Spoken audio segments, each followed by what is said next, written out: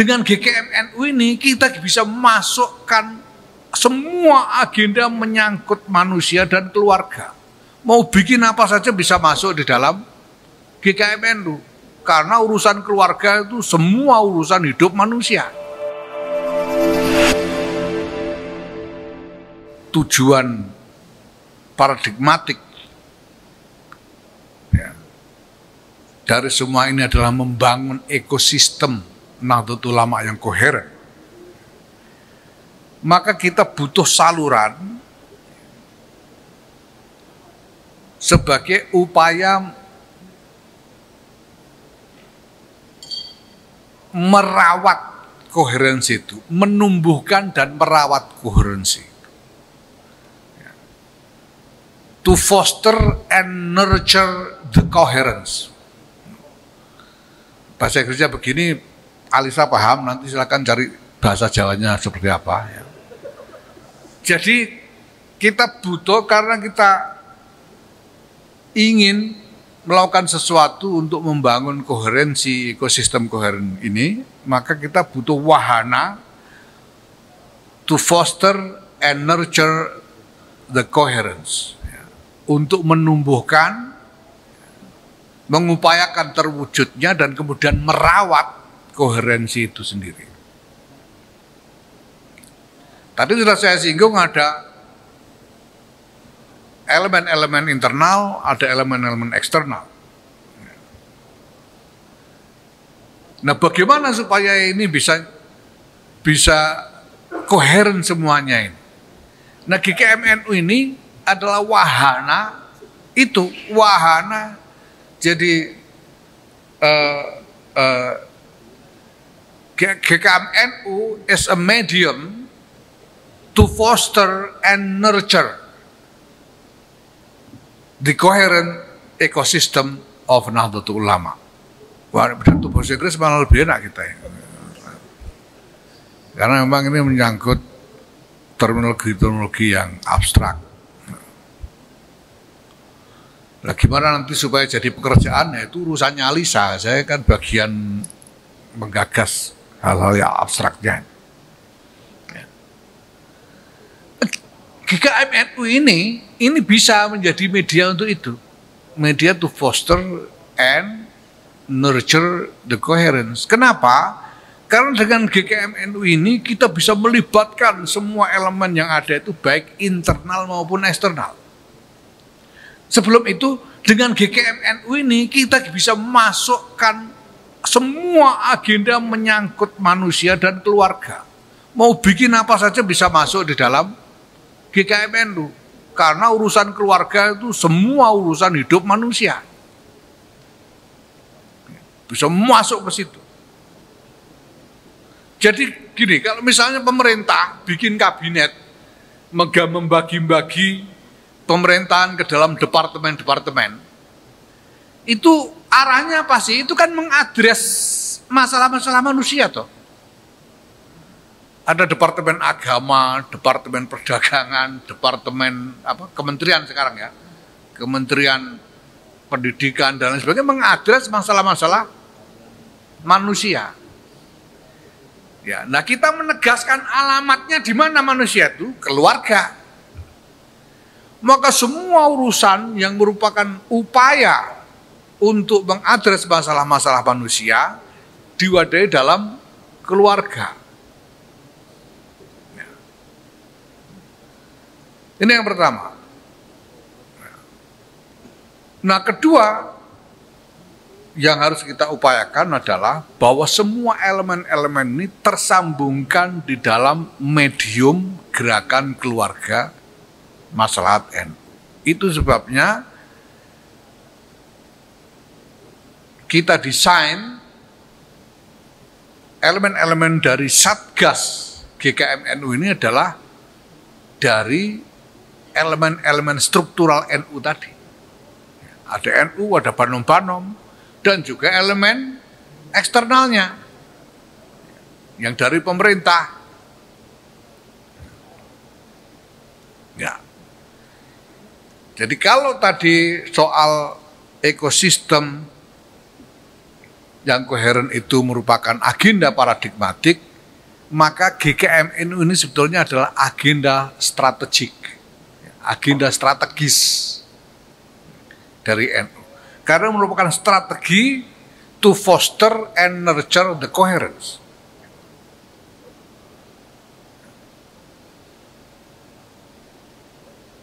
Ini.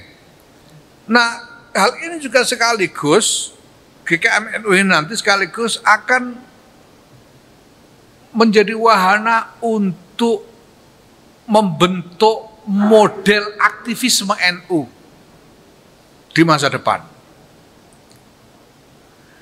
Kalau selama ini aktivisme NU itu ya terbatas pada kegiatan-kegiatan keagamaan yang cenderung sifatnya seremonial seperti atau ritual, ya, seremonial atau ritual seperti pengajian-pengajian atau manakipan, wirid dan lain-lain, ya.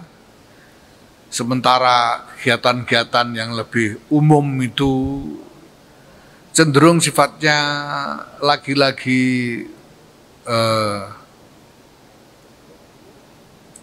seremonial dan proforma. Ini sebetulnya keprihatinan yang lama yang saya rasakan bahwa banyak teman-teman itu kreatif ya, di dalam membuat inisiatif-inisiatif, tapi hasilnya proforma, cuma kelihatan bagus gitu ya, tapi impactnya apa nggak kebaca impactnya itu. Kegiatannya kelihatan indah, kelihatan wah menggelegar, impactnya apa? Nggak kebaca impactnya. Itu namanya proforma. Nah dengan GKMNU ini, dengan strategi GKMNU ini kita ingin membangun satu model aktivisme yang baru, yaitu aktivisme yang menekankan direct engagement, bahasa Inggris meneh, dengan warga, perhubungan langsung dengan warga, ketemu orang, manusia-manusia yang ditemui ini, dan urusan-urusan manusia yang nyata, yang dirasakan oleh manusia-manusia itu yang diurus. Ini adalah model engagement yang menurut saya harus dibangun untuk masa depan. Karena berbagai macam pertimbangan. Ini kita punya pertimbangan bukan hanya pertimbangan yang sifatnya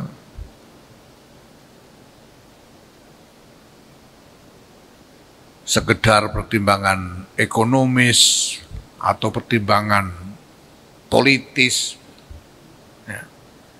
Kita berpikir tentang ini sampai kepada pertimbangan-pertimbangan filosofisnya. Kita ini misalnya dewasa ini kita menghadapi tantangan besar dari gelombang dehumanisasi di berbagai aras kehidupan manusia, apalagi dengan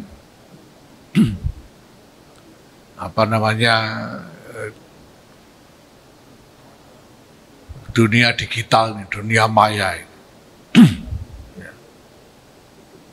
Bahkan kita melihat kecenderungan dehumanisasi dalam cara berpikir para pembuat kebijakan. Nah, maka kita butuh satu model aktivisme yang bisa memupuk humanisme ini.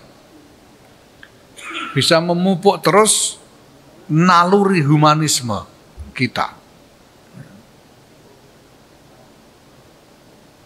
Dengan direct engagement, perhubungan langsung dengan warga, dengan manusia-manusia ini, kita berharap bahwa kader-kader NU, aktivis NU ini dalam melakukan semua urusannya sampai kapanpun nanti mereka berpikir tentang manusia. Mereka berpikir tentang darah daging yang nyata. dengan lingkungan orang-orang kesayangan dan lain sebagainya, supaya tetap humane, tetap manusiawi. Sehingga kalau pada saatnya nanti misalnya ada nasib menjadi bagian dari lingkaran pembuat keputusan, dia berpikir membuat kebijakan itu berpikir secara manusiawi. Tidak cuma berpikir statistik kayak Hasan. Yang ngertinya angka tok.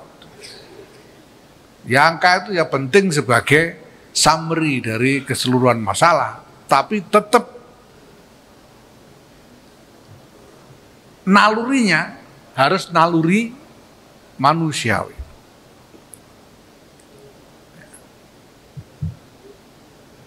Nah, ini semua yang akan di-nurture dengan GKMNU ini. Dengan mengatakan begini, ini berarti bahwa ini bukan sesuatu yang kita bisa wujudkan begitu Satgas dibentuk, kan nggak begitu. Satgas ini instrumen untuk menggulirkan kegiatan GKMNU ini. Nah, keseluruhan sistem kegiatan GKMNU ini nanti yang akan membina, mendorong terwujudnya koherensi dan kemudian merawat koherensi itu sendiri.